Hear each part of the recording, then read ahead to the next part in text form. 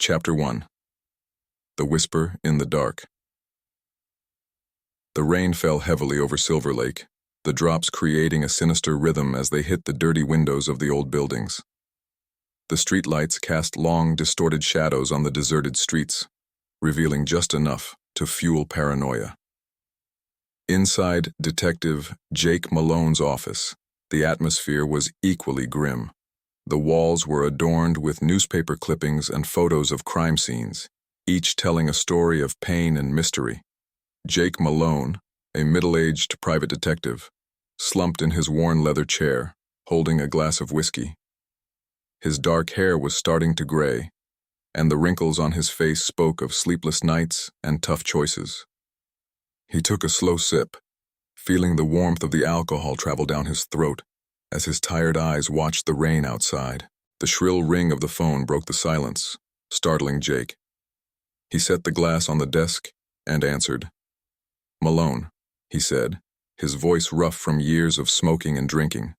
A hoarse, almost inaudible voice responded on the other end of the line. "Stan is back." Jake's heart raced. Stan. The mere mention of the name brought a wave of bitter memories. Stan was more than a serial killer. He was a nightmare incarnate, a shadow Jake thought he had rid himself of forever. Years ago, Stan had been presumed dead in a fire, but now, "Who are you?" Jake asked, trying to stay calm. "That doesn't matter, Detective. What matters is that he's back, and this time, he's closer than you think." Before Jake could respond, the line went dead. He sat in silence, absorbing the words. He knew he needed help. And there was only one person he trusted, Lieutenant Sarah Collins.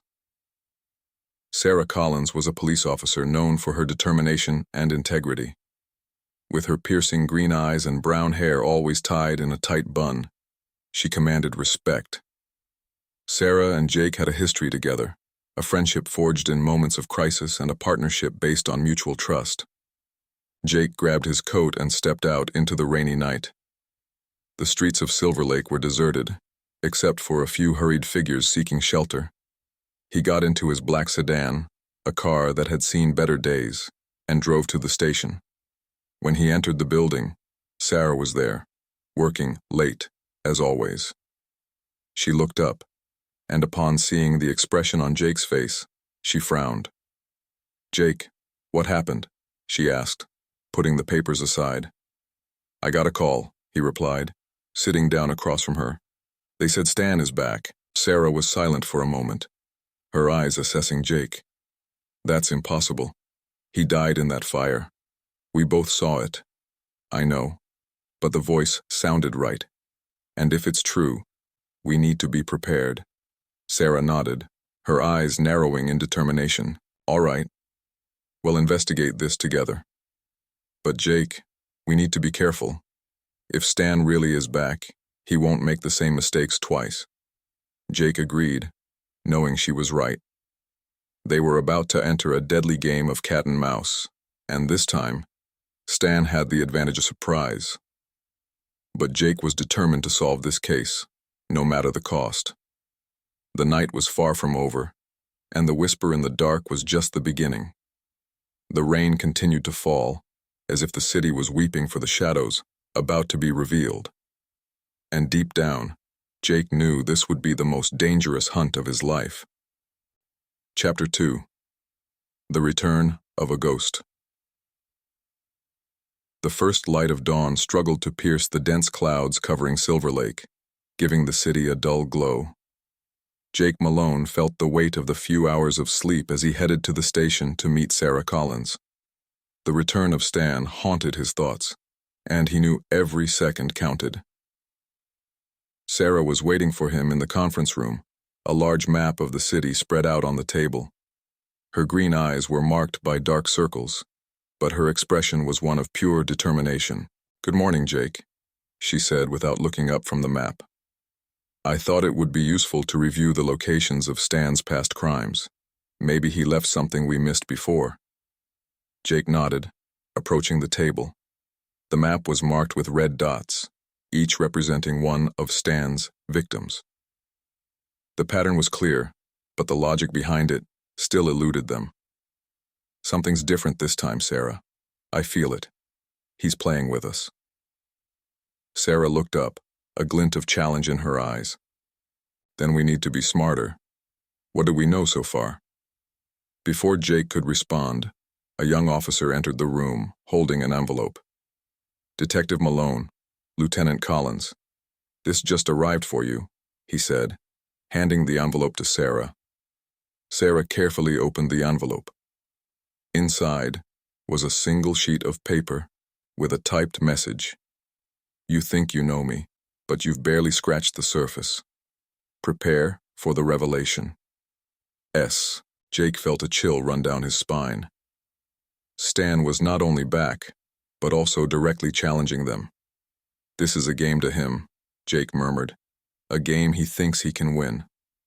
Sarah looked at Jake, her eyes reflecting the same concern.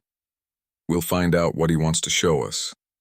And then, we'll turn the tables on him. As night fell again over Silver Lake, Jake and Sarah met in a discreet cafe in the city center. Over sips of bitter coffee, they discussed Stan's possible motivations and how they could anticipate his next moves.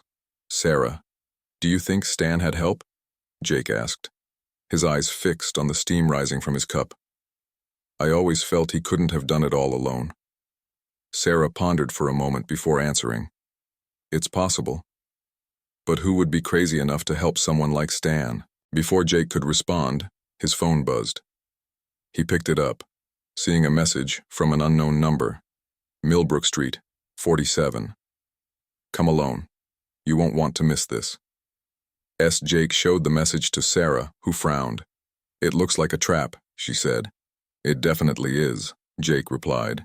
But we don't have a choice. Millbrook Street was one of the darkest parts of Silver Lake, filled with abandoned buildings and dark alleys. Jake parked his car and got out, his hand instinctively reaching for the gun in his holster.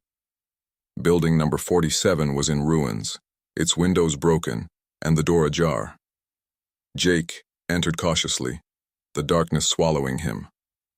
The smell of mold and decay was strong, and the silence was unsettling. He moved down the hallway, his footsteps echoing, until he reached a room at the back. In the center of the room, there was a chair, and in it, a figure was tied up and gagged. Jake approached slowly, recognizing the face of the informant who had helped him years ago in the Stan case. The man was visibly scared, his eyes pleading for help.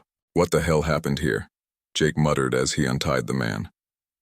Before he could get any answers, the man began to speak rapidly, his voice trembling with fear. Jake, he's back, but not alone. There's someone else. Someone inside the police force. Jake felt a chill run down his spine. Stan had an accomplice, and worse, someone they were supposed to trust was betraying them. The mystery was just beginning to unravel, and Jake knew the truth would be darker than anything he had faced before. As they left the building, the informant gave Jake a final look, his eyes full of dread. Jake, be careful. Stan is not the same anymore. He's more dangerous. Much more dangerous. Jake looked at the horizon, where the lights of Silver Lake faintly glowed against the night. The deadly game was just beginning, and he was determined to win, no matter the cost. The rain began to fall again, washing the streets of the city. But this time, Jake knew no amount of water could cleanse the darkness that was coming. Stan's return was just the beginning of a nightmare that promised to consume Silver Lake and all its secrets. And so, with a heavy heart and a sharp mind, Jake Malone prepared for the hunt of his life. Chapter 3. The First Clue. The night was thick and oppressive, as if the city of Silver Lake itself was holding its breath. Jake Malone and Sarah Collins moved silently through the dark streets, every shadow a potential threat. The information obtained from the informant was disturbing. An accomplice within the police force. This changed everything. Upon arriving at the crime scene, a small apartment on the second floor of a rundown building. The smell of blood and fear hung in the air. The door was wide open, and police tape fluttered in the wind, a silent warning that something terrible had happened there. "Here we go," Jake murmured, stepping into the apartment. The scene that awaited them was horrific. A woman lay on the living room floor, her body meticulously positioned. Beside her, a note pinned to the carpet read, "The real hunt has begun." "This is Stan's style," Sarah said, her voice laden with disgust. "I need you focused, Jake. We can't afford to make mistakes." Jake nodded, his eyes scanning the room for clues. The way the body was arranged, the choice of victim, everything seemed carefully planned to send a message. "He's taunting us," Jake muttered, carefully picking up the note. "He wants us to know he's in control." "But why?" Sarah asked, frowning. "What's the point of all this? Control, power, fear." Stan always enjoyed playing with his victims' emotions. "And now, he's including us in his game," Jake replied, his eyes fixed on the note. Suddenly, a detail caught his attention. In the victim's hand, almost imperceptible, was a small puzzle piece. "Look at this, Sarah," Jake said, showing her the piece. "It looks like we have a clue." Sarah took the piece, examining it carefully. "It's a piece of a puzzle." "But what does it mean?" "It means Stan is giving us a chance. He wants us to follow the clues." "He's testing us," Jake responded, feeling the adrenaline rise. "We need to find out where this piece came from." Back at the station, Jake and Sarah began investigating the origin of the puzzle piece. They spent hours analyzing different manufacturers, styles, and patterns until they finally found a match. The piece belonged to a puzzle of a famous amusement park located on the outskirts of Silver Lake. "Looks like we have a new destination," Sarah said, standing up from her chair. "The amusement park." "Stan always had a taste for public, lively places," Jake replied. "He knows he can hide in plain sight there." As they prepared to leave, Sarah received a message on her phone. She read it quickly, and then looked at Jake, her expression grave. "It's from the police chief. He wants to see us immediately." Jake frowned. A meeting with the police chief in the middle of such a delicate investigation was never a good sign. But they had no choice. They needed to follow every lead, every command, until they captured Stan. Police Chief Robert Daniels was a burly man with an imposing presence. His blue eyes pierced through anyone who dared to lie to him. He was sitting behind his large oak desk, his fingers interlaced, waiting. "Malone, Collins, come in," he said, his voice authoritative. "I've received a report on the situation. I want you to know that I'm aware of what's happening and the danger Stan represents." "We appreciate it, sir," Sarah responded, maintaining her firm stance. "But we need all available resources to capture him. He's playing with us, and every second counts." "I agree," Daniels said. "But there's something you need to know. We have reason to believe Stan's accomplice is someone of high rank within the police. Someone with access to confidential information." Jake felt a knot in his stomach. The confirmation of their suspicions made everything even more dangerous. "This complicates things further," Jake murmured. "But it also gives us a direction. We need to find out who's betraying the police force." "Work discreetly," Daniels said. "We can't trust anyone but ourselves." As they left the police chief's office, Jake and Sarah exchanged a look of mutual understanding. The hunt was getting more intense, and now, besides catching Stan, they needed to unmask a traitor among their own. The amusement park was deserted, a ghostly sight with its flickering lights and motionless rides. Jake and Sarah walked through the abandoned attractions, their steps echoing in the unsettling silence. "Do you feel that?" Jake asked in a low voice. "It's like we're being watched." "Stan is here," Sarah replied. He wants to lead us to something. We need to be ready for anything. Suddenly, they heard a noise, coming from the Hall of Mirrors. The two exchanged glances and drew their guns, advancing cautiously. Upon entering, they were met by their own distorted reflections on the glass walls. In the center of the room, a hooded figure stood with its back to them. Jake aimed his gun, his heart racing. "Don't move," he ordered. The figure slowly turned, revealing a grotesque mask. In its hands it held an envelope. "This is for you," the figure said, throwing the envelope to the ground before disappearing among the mirrors. Jake picked up the envelope, opening it carefully. Inside was a photo of a missing child and a new puzzle piece. "This is only getting more complicated," Sarah said, looking at the photo. "Stan is messing with our heads." Jake looked at the puzzle piece in his hand, feeling a shiver run down his spine. Each clue led them deeper into Stan's twisted mind, and he knew they were only beginning to unravel a deadly game. The rain began to fall again, a fitting soundtrack for the darkness enveloping Silver Lake. Jake and Sarah knew they were about to uncover secrets that could change everything, but they also knew each step brought them closer to danger. And so, with the next clue in hand, they prepared to face whatever Stan had in store for them. The real hunt had begun, and Jake was determined to be the hunter, not the prey. Chapter 4. Mirror Games. The sound of rain against the car window was hypnotic, but Jake Malone couldn't afford to relax. He and Sarah Collins were sitting in the empty parking lot of the amusement park, absorbing the implications of the new clue. The photo of the missing child seemed to burn in Jake's hands, a constant reminder of how twisted Stan could be. "Jake, we need to act fast," Sarah said, breaking the silence. "This child might still be alive." Jake nodded, his expression grim. "Let's follow up on this lead. Check if there are any records of missing children that match the photo." Sarah pulled out her laptop and began typing furiously. Jake kept an eye on their surroundings, alert to any suspicious movement. Every shadow seemed to shift. Every sound was amplified in his mind. "Here it is," Sarah said, turning the laptop to show Jake. "Alice Johnson, missing for 2 weeks. The local police were investigating, but they didn't find any solid leads." Jake felt a knot in his stomach.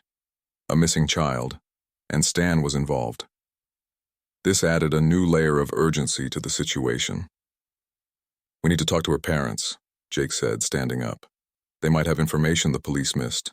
The Johnsons' house was a modest home in a quiet neighborhood, a stark contrast to the chaos Jake and Sarah brought with them. They were greeted by Helen Johnson, a tired-looking woman with eyes that had cried too much. "Detectives, please, come in," she said, her voice weak but full of hope. "Anything that can help find my Alice." Jake and Sarah entered the living room, where photos of Alice adorned the walls. The house was filled with a palpable sadness. "Mrs. Johnson, we're very sorry for what you're going through," Jake began. "We need to know everything about the day Alice disappeared. Any detail could be crucial." Helen nodded, trying to hold herself together. "Alice was coming home from school. She always took the same route, but that day, she didn't come back. We searched everywhere, talked to all the neighbors, but no one saw anything." Sarah showed Helen the photo of Alice. "We found this photo with a new clue. We believe someone might be holding information about her whereabouts." Helen looked at the photo, tears welling up in her eyes. "My girl, please, find my Alice." Jake felt the urgency increase. They needed more leads, and fast. The next stop was a seedy bar in the suburbs, where Jake had a contact who might help. The place was dark and smoky, with a clientele that preferred anonymity.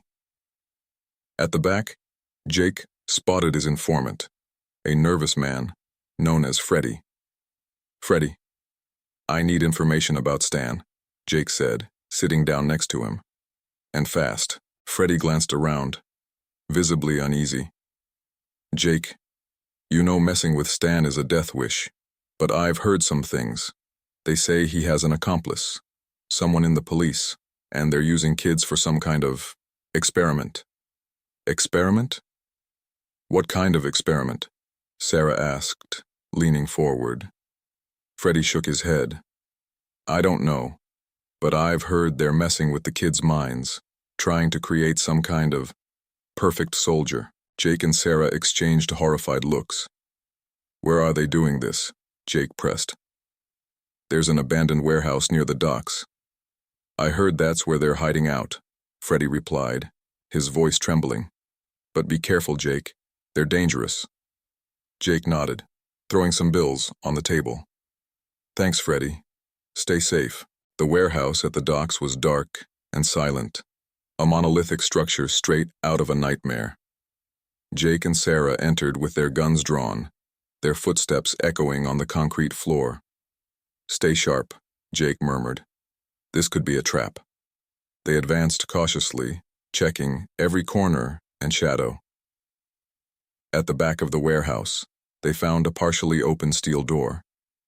Inside, they were greeted by a disturbing sight, a series of computers and medical equipment, and in the center, a child tied to a chair.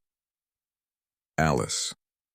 Alice, Sarah exclaimed, rushing to free her. Jake checked the surroundings, looking for any sign of Stan or his accomplice. But the place was empty, except for a note pinned to Alice's chair. You are getting closer, but the game is far from over. S. Sarah freed Alice, who was visibly shaken but alive. Jake took the note, feeling a mix of anger and frustration. Has watching us, Jake, Sarah said, her voice trembling. We need to end this, and fast. Jake looked around, determination growing inside him. We'll find Stan and his accomplice, and we'll put an end to this madness, once and for all. As they left the warehouse, Jake knew time was running out. Stan was playing a cruel game, and every move they made was being monitored. But Jake was determined to turn the tables, no matter the cost. Chapter 5. Hidden Truths. Morning light began to creep into Silver Lake, but the weight of the previous night still hung heavily over Jake and Sarah. After rescuing Alice, the tension had only increased. They knew they were getting closer to Stan, but they also knew he was always one step ahead. Jake glanced at Sarah as he drove to the station. He's leading us, Sarah, Jake said, his voice grave. Every clue, every step, he knows exactly what we're doing. Sarah nodded, her eyes fixed on the road. We need a new approach, something he won't expect. When they arrived at the station, Police Chief Robert Daniels was waiting for them. His blue eyes showed fatigue and concern, reflecting the tension that permeated the police force. You found the girl. Good work, Daniel said bluntly. But now we need answers. Jake nodded, tossing Stan's note onto Daniel's desk. Has watching us. Someone inside the police force is helping him. We need to find out who it is. Daniels looked at the note, frowning. I agree, and we have a suspect. We received an anonymous tip about Lieutenant Sarah Collins. Jake felt a chill down his spine. He looked at Sarah, who was visibly shocked. This is ridiculous, she said, her voice trembling with indignation. I've been on this investigation from the start. It's not me. Daniels raised a hand to calm her. I know it's hard to believe, Sarah, but we need to investigate all possibilities. I'm going to need you to turn in your badge and gun while we look into this. Sarah looked to Jake for support. He saw the sincerity in her eyes and knew she was telling the truth. This doesn't make sense, Chief. Sarah is one of the best. Stan is trying to divide us. Maybe, Daniel said, but rules are rules. If you are proven innocent, you'll be reinstated immediately. Reluctantly, Sarah handed over her badge and gun, her eyes shining with contained anger. I'm not going to stop investigating, even without my badge, she said defiantly. We're going to catch this bastard. Without Sarah's official help, Jake knew they needed another strategy. He decided to visit an old ally, someone outside the police force who could provide a new perspective. Mia Roberts, an investigative journalist known for digging deep where no one else dared. Mia worked in a small office cluttered with papers and files. When Jake walked in, she looked up curiously. Jake Malone, it's been a while. What brings you here? She asked, with a sly smile. I need your help, Mia. I'm dealing with Stan again, and he's playing dirty.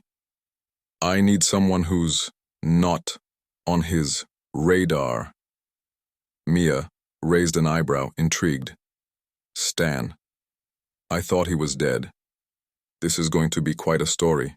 Tell me everything. As Jake detailed recent events, Mia took notes furiously. When he finished, she leaned back in her chair. It sounds like Stan has a well-placed accomplice, someone with access to insider information. I can help figure out who it is, but he'll need access to some files. Consider it done, Jake said. Whatever you need. While Mia worked on her investigation, Jake decided to follow a lead left by Stan, an address in the industrial part of the city. When he arrived, he found an apparently abandoned warehouse. Inside, the smell of rust and mold was almost suffocating. Jake moved cautiously through the dark warehouse until he spotted a familiar figure. His heart stopped for a moment when he recognized Police Chief Daniels, talking to someone in the shadows. I told you not to follow me. Daniels' voice echoed through the warehouse. If Jake finds out about us, everything will be lost. Jake froze, his mind racing. Daniels was Stan's accomplice. Everything made sense now. The suspicion about Sarah, the leads that always led to dead ends. He needed proof, and quickly. Trying to leave without being seen, Jake took a wrong step, making a noise that alerted Daniels. Who's there? Daniels shouted, drawing his gun.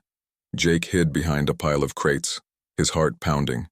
He needed to get out of there and expose Daniels before it was too late.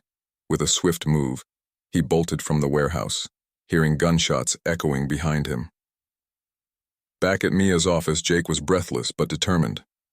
Daniels has the accomplice, Jake said, still in shock.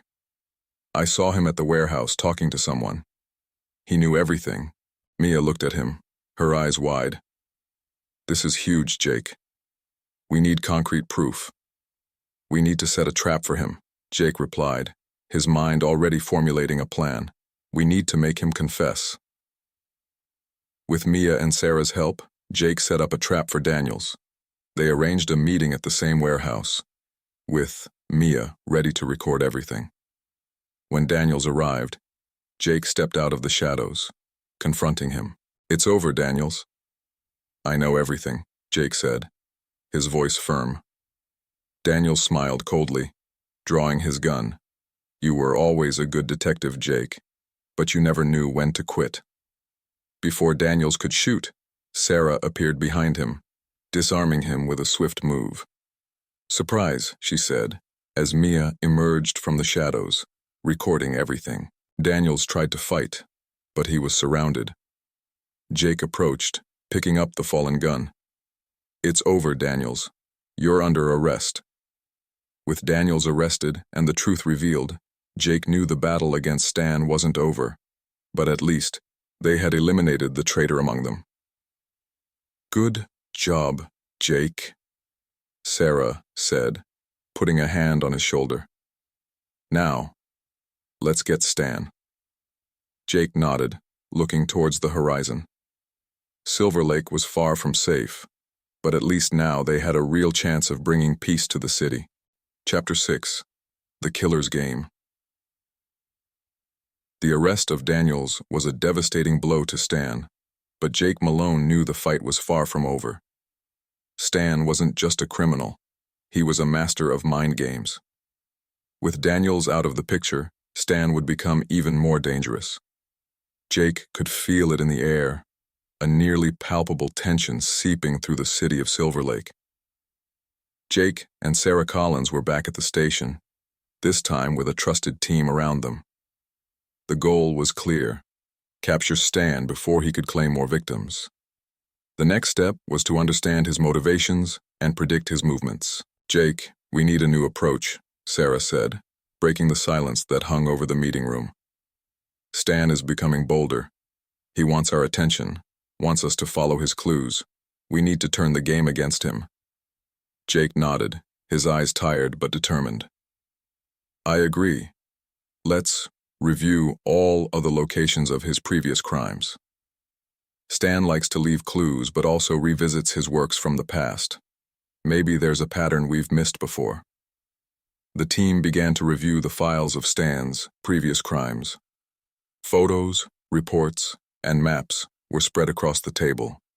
Every detail was important.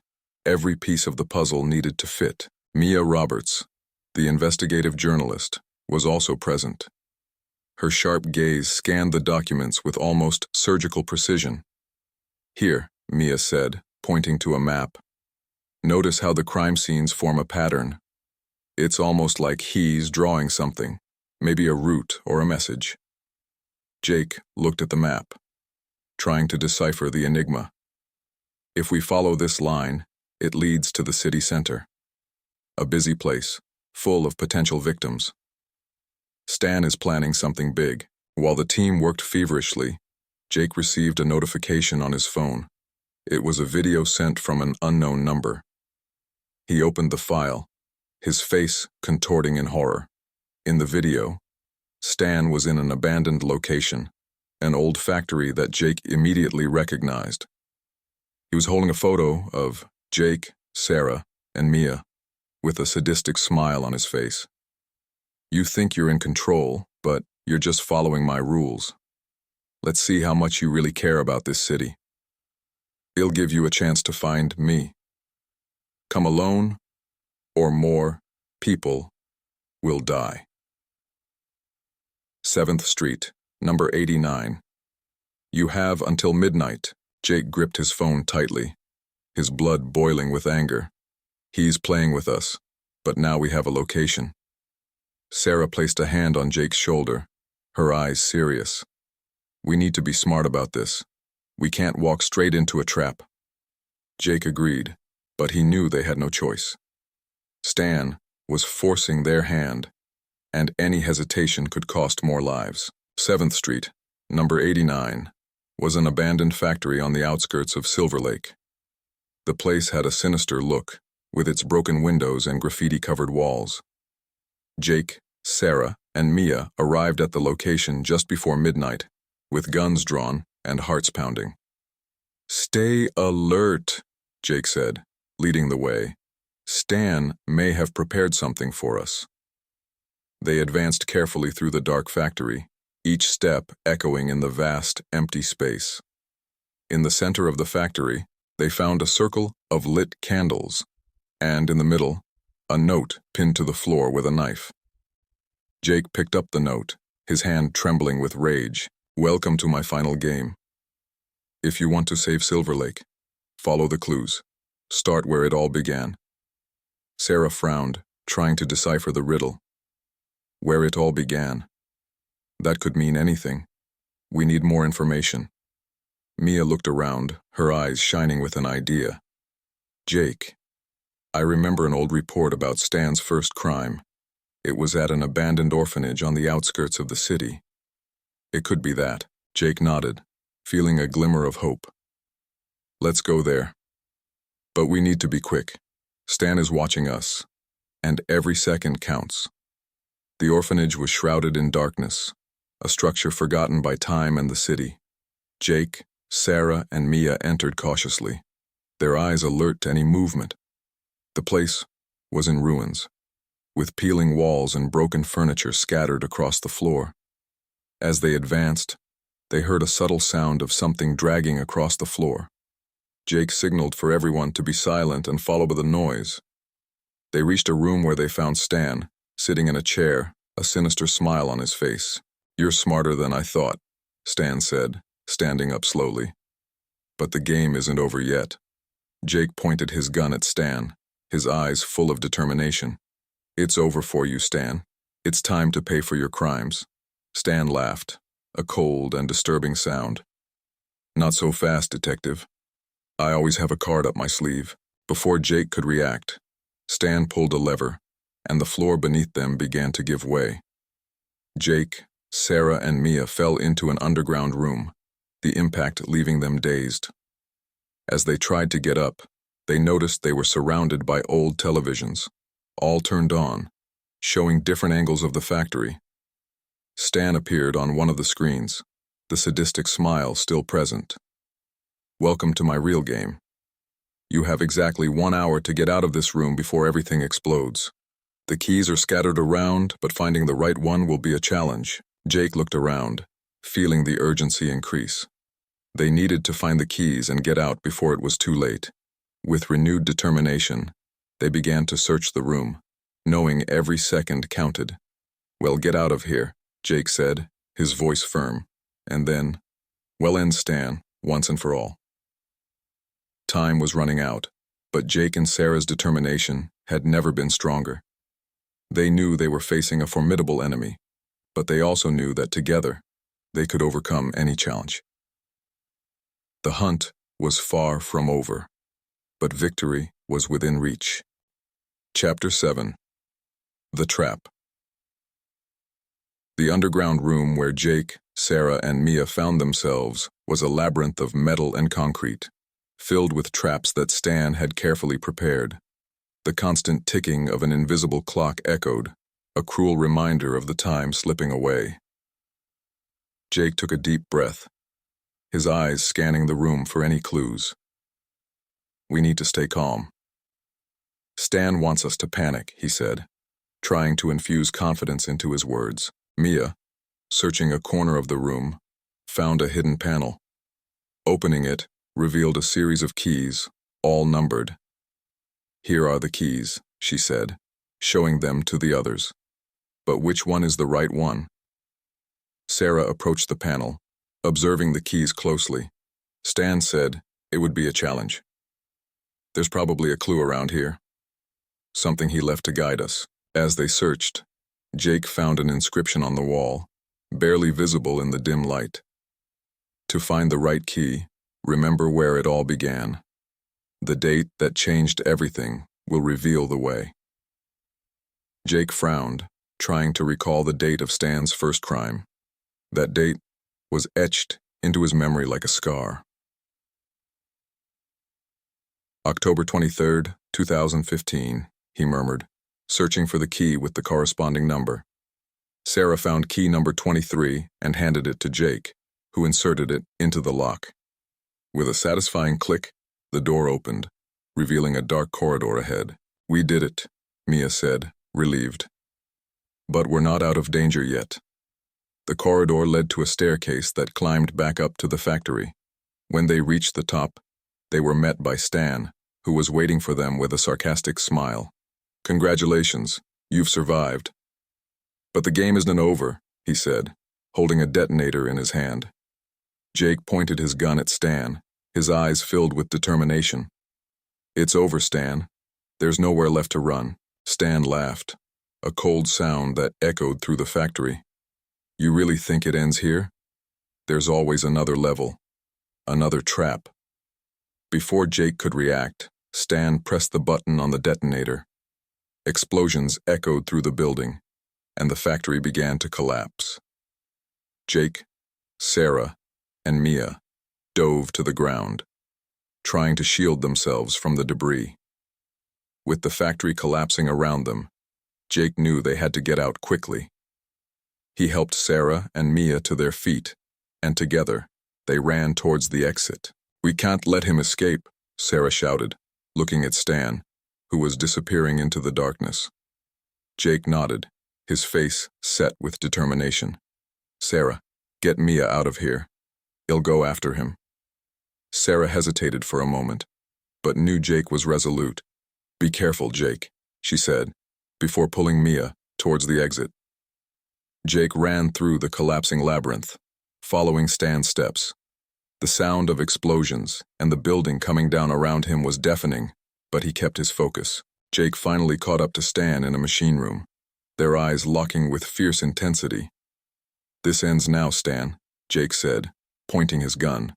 Stan smiled, raising his hands in a mock surrender. "All right, detective. Let's end this." Before Jake could shoot, Stan threw a knife hidden in his sleeve. Jake dodged just in time, firing his gun. The bullet hit Stan in the shoulder, making him fall to the ground. Jake approached, kicking the knife away and pinning Stan to the floor. "You've lost," Jake said firmly. Stan looked up at him, the smile still on his lips. "Maybe today, but there will always be another game, another player." Jake dragged Stan out of the collapsing factory, where Sarah and Mia were waiting.